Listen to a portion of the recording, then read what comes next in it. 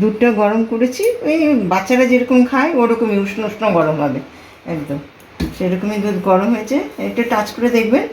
তারপরে এই দুধটাকে একটা বাউলে ঢাললাম। এটা আসলে ঠান্ডার সময় ইয়েতে দই বসে না তো, তাই জন্য এই মাইক্রোওভেনে কেমন করে দই বসতে লাগে সেটাই আমি দেখাচ্ছি। তারপরে ওই দুধের মধ্যে 1 চামচ বা 2 চামচ দই ঢেলে দিলাম। তারপর এটাকে নাড়াতে থাকলাম।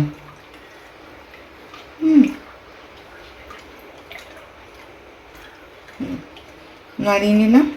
এবার এটার মধ্যে একটা ঢাকনা দিয়ে দেবো।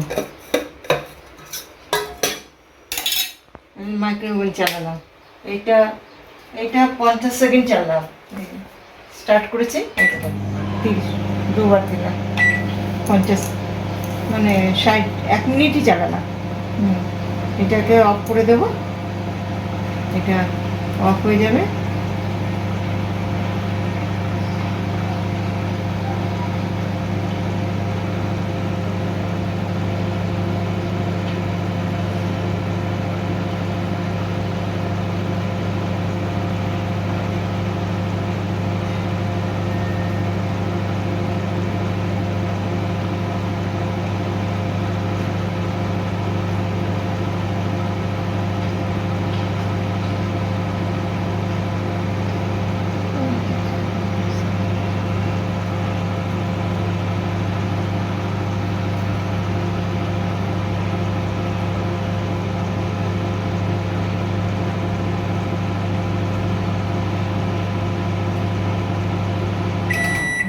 এন্ড হয়ে গেছে। এখন এটা মাইক্রোওভেনের তরকাটা খুললাম, ডোরটা খুললাম, আর এই বাবুলটা আমরা বসিয়ে দিলাম।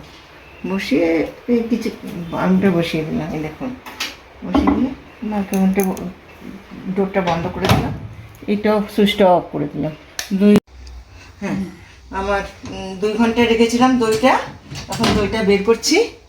এই দেখুন, মাইক্রোওভেন থেকে এই যে আমার এই যে হয়ে গেছে, কেমন জমে গেছে। এখন আমার এটাকে ফ্রিজে রেখে দিতে হবে। তাই আমি এটাকে ফ্রিজে, যে দইটা ফ্রিজ থেকে বের করেছি, দেখুন দইটা কীরকম চাকচাকে, যে কেমন চাকচাক হয়েছে। আপনারা এইভাবে দই করবেন। অনেক সময় ঠান্ডার দেশে দই পাততে চায় না, এই মাইক্রোওভেনে দই করলে দই পাতলে খুব তাড়াতাড়ি 2 ঘন্টায় দই বসে যায়। বসে যাওয়ার পরে এটা ফ্রিজে রেখে দেবেন। তারপরে এরকম চাকচাক দই হয়ে যাবে।